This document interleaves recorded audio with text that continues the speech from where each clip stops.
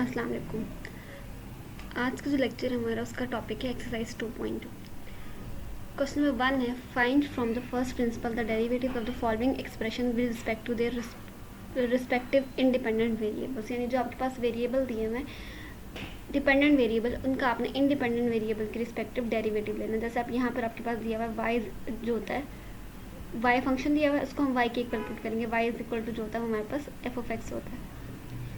यानी जो हमारे पास वाई है वो डिपेंडेंट वेरिएबल है और जो x है वो इंडिपेंडेंट वेरिएबल है, क्योंकि y जो है वो x पे डिपेंड कर रहा है। जो x की वैल्यू हम अपनी मर्जी से चूज़ करेंगे उसके रिस्पेक्टिव हमारे पास y का एक रिजल्ट आ जाता है। तो यहाँ पर x जो है इंडिपेंडेंट है और y जो है वो डिपेंडेंट वेरिएबल है। तो हम y का डेरिवेटिव फाइंड आउट करेंगे with respect to x। From the first principle लिखा हो या एब इनिशियो मेथड लिखा हो या बाय डेफिनेशन लिखा हो, इन तीनों का मतलब एक ही है कि आपने वो 4 रूल्स फॉलो करने हैं जो हम पहले भी एक्सरसाइज में डिस्कस कर चुके हैं। हमने y को y प्लस डेल वाई से और x को x प्लस डेल एक्स से रिप्लेस करना है।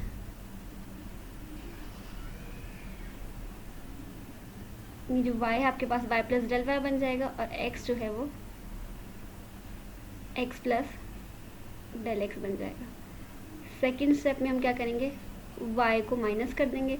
अगर यही फंक्शन अगर हम y की बजाय f ऑफ एक्स की फॉर्म में लें तब भी हम एक क्वेश्चन सॉल्व कर सकते हैं। यानी आपने y is equal to this लिखा है तो आप f of x is equal to this लिख सकते हो। तो वहाँ पे आपके पास y नहीं होगा तो आप y को y प्लस डेल वाई से रिप्लेस नहीं करोगे। f ऑफ एक्स में यहाँ पर भी आप x plus del x put कर दोगे और राइट हैंड साइड तो वैसे ही जो आपके पास है वो x प्लस डेल एक्स में रिप्लेस हो जाएगा। सेकेंड में हम क्या करते हैं, y या f ऑफ एक्स जो भी आपके पास है, क्योंकि ये सवाल हम y वाली फॉर्म में करें तो आप y को माइनस वाई से रिप्लेस कर दोगे। अगर f ऑफ एक्स वाली फॉर्म में करोगे तो आप माइनस एफ ऑफ एक्स से माइनस करोगे, रिप्लेस नहीं। यहाँ पे y आप इधर माइनस हो जाएगा और लेफ्ट और राइट दोनों साइड पे माइनस हो जाएगा y या एफ ऑफ एक्स। थर्ड में हमारे पास क्या होता है, हम डेल एक्स जो है उसको डिवाइड कर देते हैं। जो भी हमारे पास एक्सप्रेशन बनता है y को माइनस करने के बाद उससे हम डेल एक्स को डिवाइड कर देते हैं।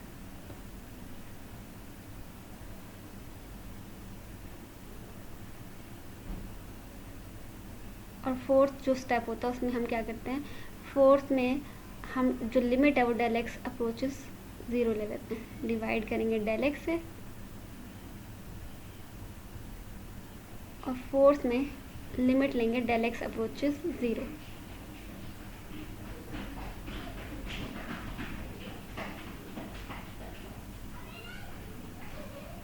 ये 4 स्टेप्स फॉलो करने हमने हर क्वेश्चन में। जहाँ पर भी आपके पास फर्स्ट प्रिंसिपल लिखा होगा, एब इनिशियो मेथड लिखा होगा या बाय डेफिनेशन लिखा होगा, ये 4 स्टेप्स फॉलो होंगे वहाँ पर।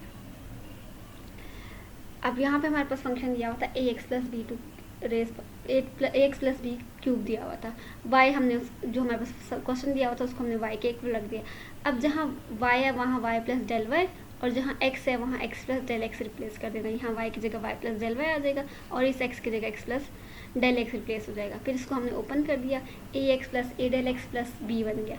अब जो हमारे पास y वाली फॉर्म थी वो हम कंबाइन कर लेंगे, बाकी जो बचेगा उसको अलग कर लेंगे। यानी ए एक्स प्लस बी को हमने कंबाइन कर लिया, क्योंकि जब बाद में हम कॉमन लेंगे तो हमें ईजी हो जाएगा। इस तरह से ए एक्स प्लस बी हमारे पास कंबाइन हो गया और ये ए डेल एक्स को हमने अलग कर लिया।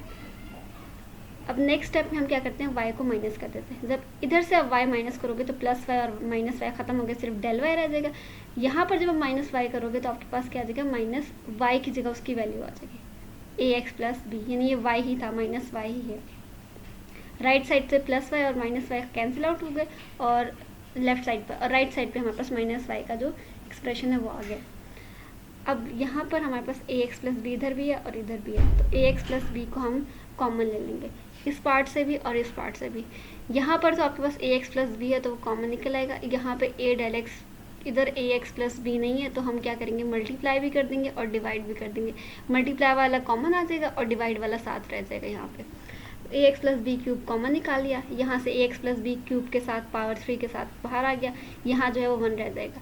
यहाँ ए डेल एक्स में क्योंकि ए एक्स प्लस बी नहीं था तो हमने मल्टीप्लाई भी किया था और डिवाइड भी किया था। जो मल्टीप्लाई वाला है वो पावर 3 के साथ बाहर कॉमन निकल गया और डिवाइड वाला पावर 3 के साथ अंदर ही रह गया। माइनस ए एक्स प्लस बी, इसके बाद हम कंबाइन कर लेंगे। इसको हमने पहले इस वाले पार्ट में से कॉमन निकाल लिया फॉर्म बना के। अब यहाँ से हमने इन दोनों जो टर्म्स हैं इन दोनों में से हम ए एक्स प्लस बी का क्यूब जो है वो कॉमन निकाल लेंगे। कॉमन निकाला, यहाँ से भी कॉमन निकल गया और यहाँ से भी कॉमन निकल गया। अब आपके पास 1 plus a del x a x plus B cube रह गया और यहाँ पे जो कॉमन निकलने के बाद -1 रह गया। नेक्स्ट है a x plus B cube और ये जो है इसको ओपन कर लेंगे हम by binomial expansion. Binomial expansion 1 plus x to raise power n से 1 plus x to raise power n जो होता है उसका एक्सपेंशन ओपन करेंगे तो हमारे पास आ जाता है जैसे a प्लस बी वाली फॉर्म में लेते हैं। a आप समझ लो 1 है और b जो है वो x है।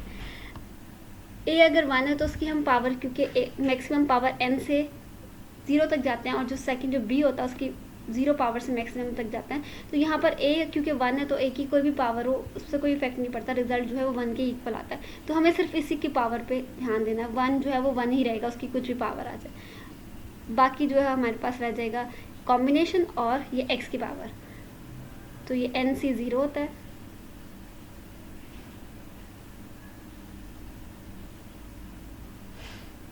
यहाँ पे आपके पास 1 की पावर n होती है और x की पावर 0 होती है, तो ये 0 आपके पास जो है n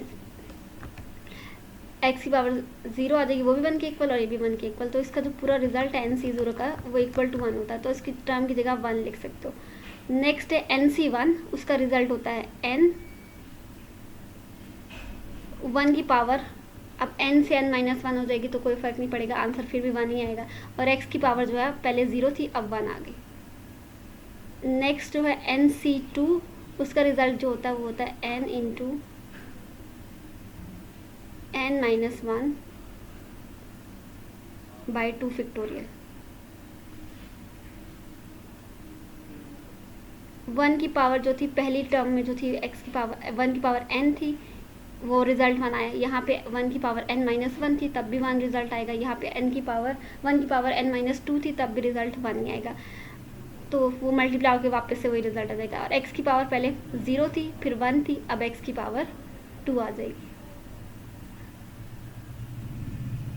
इसी तरह अगर हम नेक्स्ट कंटिन्यू करें तो हमारे पास क्या आ जाएगा, उसकी यहाँ पे क्योंकि ऑलरेडी वो सारे जब हम लिमिट पुट करेंगे 0 हो जाएगी तो वो आगे लेने की ज़रूरत नहीं है। लेकिन अगर आप इसको और कंटिन्यू करो तो नेक्स्ट स्टेप में क्या होगा, n into n minus 1 into n minus 2 divide by 3 factorial. ये आपके पास बन जाएगा nc3, 1 की पावर n माइनस 2 से n माइनस 3 हो जाएगी, वो भी 1 आ जाएगा और x जो है वो 2 से 3 आ जाएगा। तो अगर इसे नेक्स्ट स्टेप लेना तो हो जाएगा n into n minus 1 into n minus 2 divide by 3 factorial.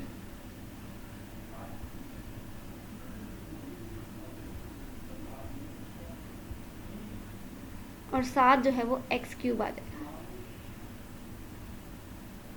Multiply हो जाएगा और इसी तरह ये कंटिन्यू होता रहेगा। अगर आपके पास 1 plus x to raise power n है, अब ये 1 plus x to raise power n है, अब 1 तो आपके पास 1 वाली फॉर्म में आ गया। ये जो है इसको हम ले लेंगे x और जो n है वो आपके पास 3 के इक्वल है और जो ये पूरा एक्सप्रेशन है ये पूरी जो टर्म है ये आपके पास है x। अब इस पे अप्लाई करना है हमने binomial theorem, a plus B to raise power 3 आपके पास आ जाएगा। अब ये 1 प्लस एक्स तो आ जाएगा 1 plus n x plus n into n minus 1, n जो है 3 है, n माइनस 1 क्या हो जाएगा 3 माइनस 1 2, नीचे 2 फैक्टोरियल आ गया डिवाइड बाय आपके पास x का स्क्वायर आ गया। अब नेक्स्ट वाली टर्म्स की हमें ज़रूरत नहीं है, लास्ट वाला ये जो 1 है वो यहाँ पे -1 ये साथ आ जाएगा। अब ये +1 और जो ये वाला +1 है और ये -1 ये कैंसिल आउट हो जाएंगे। रिजल्ट है आपके पास ये बीच वाला जो टर्म्स है 1 और -1 के दरमियान जितने भी टर्म्स थी वो सारी आ जाएंगी। अगर आप ब्रैकेट में देखो तो अब हर टर्म में आपके पास एक डेल एक्स है, क्योंकि थर्ड स्टेप में हमने डेल एक्स डिवाइड करना है तो उससे डिवाइड करने के लिए हम डेल एक्स हर टर्म से कॉमन निकालेंगे। क्योंकि यहाँ पे a del x a x plus b हर टर्म में आ रहा है तो हम क्या करते हैं a डेल एक्स और ए एक्स प्लस बी सबसे कॉमन निकाल लेते हैं, या अगर आप चाहो तो सिर्फ डेल एक्स भी कॉमन निकाल सकते हो, वो एक ही बात हो जाती है यहाँ से। क्योंकि हर टर्म में a del x a x plus b यहाँ फर्स्ट पावर के साथ या सेकंड पावर के साथ है अप टू सो ऑन, तो सबसे कॉमन निकालिए। यहाँ सिर्फ 3 रह गया, नेक्स्ट में आपके पास ये पावर जो 2 थी वो 1 रह गई, उससे नेक्स्ट स्टेप में आपके पास जो 3 पावर थी वो 2 रह जाएगी, अप टू सो ऑन आपके पास सारी आ जाएगी। नेक्स्ट फिर आपने क्या करना है, कॉमन निकालने के बाद डेल एक्स से डिवाइड कर देना। जब हम डिवाइड करेंगे तो ये कॉमन वाला ये फैक्टर निकला था उसमें से डेल एक्स था वो, और जो डिवाइड वाला डेल एक्स है वो ख़त्म हो जाएगा। बाकी आपके पास यहाँ से रह जाएगा ए, डेल एक्स कैंसिल आउट हो गया। ये जो ए एक्स प्लस 3 था ये पावर 3 था ए एक्स प्लस बी की, और यहाँ पे पावर 1 थी नीचे, वो ऊपर आके -1 हो जाएगी तो पावर यहाँ 2 रह जाएगी। तो ए एक्स प्लस बी स्क्वायर आ जाएगा, और ये डेल एक्स ख़त्म हो चुका है। बाकी ये 3 और आगे अप टू सोनी वाले टर्म्स आ जाएंगे। जब हम फोर्थ स्टेप में लिमिट लेंगे डेल एक्स अप्रोचेज 0, तो जितने भी डेल एक्स जिन टर्म्स में वो ख़त्म हो जाएगा। फर्स्ट टर्म में डेल एक्स नहीं है, उसके अलावा हर टर्म में डेल एक्स है, सब जो है वो 0 प्लस अप टू सोन 0 आ जाएंगे। क्योंकि यहाँ अगर डेल एक्स है तो उससे मल्टीप्लाई होकर सारे टर्म्स जो हैं वो 0 हो जाएंगे, क्योंकि हमने लिमिट में डेल एक्स की जगह 0 पुट करना है, तो यहाँ 0 हो जाएगा तो उससे पूरा मल्टीप्लाई होकर नंबर 0 हो जाएगा। अगर बहुत सारी चीज़ें मल्टीप्लाई हो रही है उनमें एक नंबर 0 है तब भी रिजल्ट जो होता है वो 0 होता है, तो ये पूरा 0 हो जाएगा। इससे नेक्स्ट टर्म भी अप टू सोन सारी टर्म्स जो हैं वो 0 हो जाएंगे। तो सिर्फ आपके पास जो है यहाँ पे 3 रह जाएगा फर्स्ट टर्म वाला।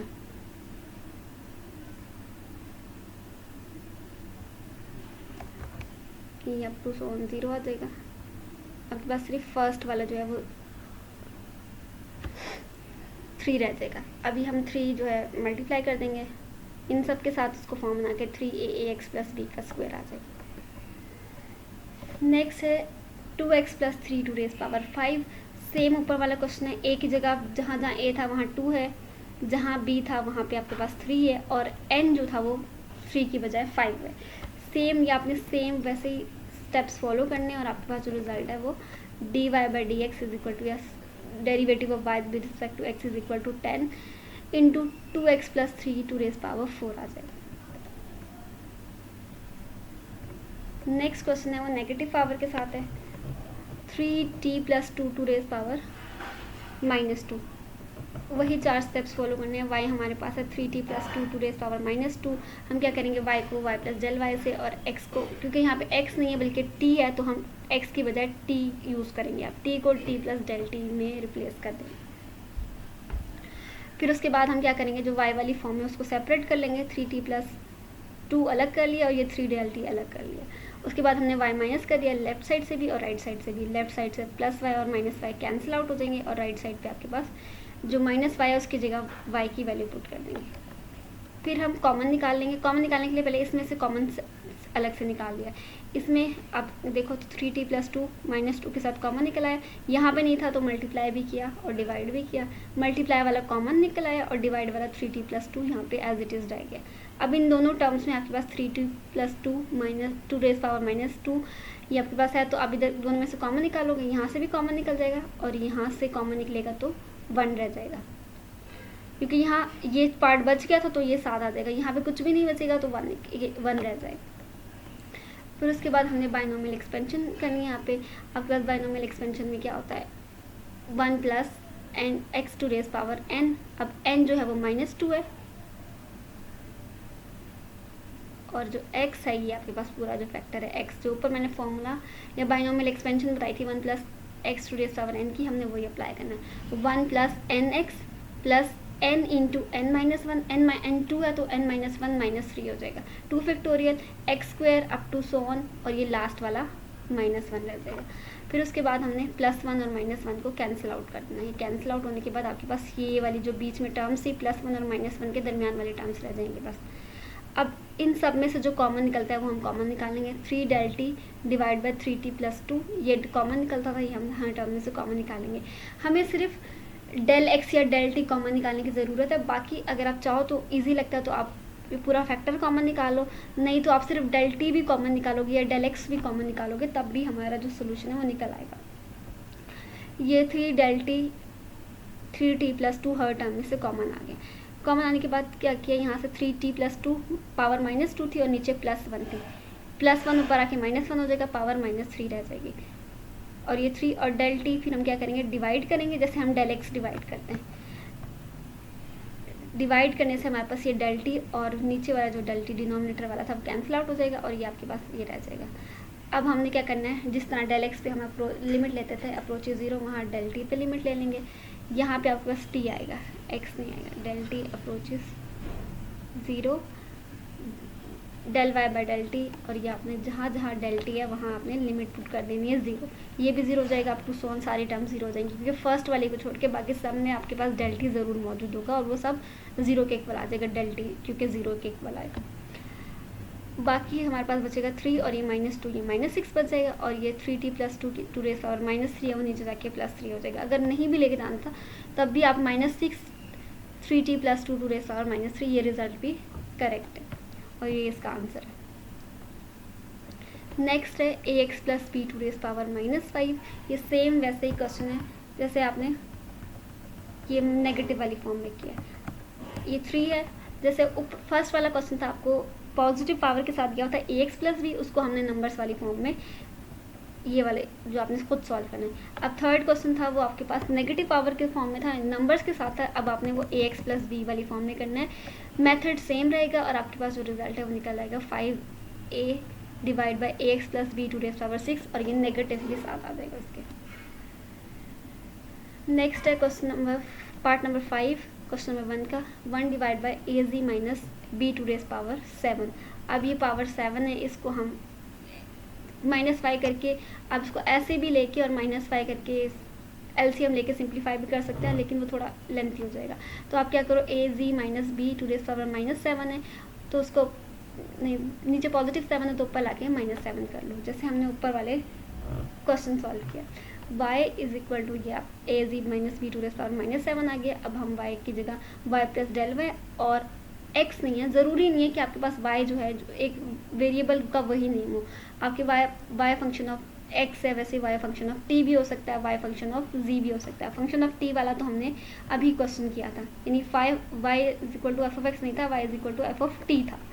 अब ये जो लास्ट क्वेश्चन है इसमें y = फंक्शन ऑफ z है, यानी x की जगह अब z है, जो हम जहाँ जो हम x के साथ करते थे वो हम z के साथ करेंगे, यानी x को x + डेल x से रिप्लेस करते थे, अभी हम z को z + डेल z से रिप्लेस करेंगे।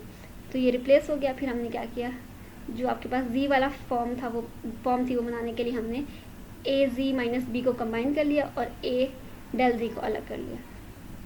उसके बाद जो y था वो माइनस किया लेफ्ट साइड से भी और राइट साइड से भी। y लेफ्ट साइड पे जो है यहाँ डेल y का, ये डेल लेफ्ट साइड से माइनस किया तो आपके पास डेल y रह गया, और राइट साइड से माइनस किया तो आपने वहाँ पे उसका जो रिजल्ट था y का वो पुट कर दिया। अब इस वाले फैक्टर में से हमने az - b को कॉमन निकाला, यहाँ से पूरा कॉमन निकल गया पावर के साथ, यहाँ हमें मल्टीप्लाई डिवाइड दोनों किया, मल्टीप्लाई वाला कॉमन निकल गया और डिवाइड वाला az - b साथ रह गया -1। अब इस पर हम लगा लेंगे a + x to raise power n जो है वो -7 है, और जो x है वो आपके पास अब ये वाला पूरा फैक्टर x है।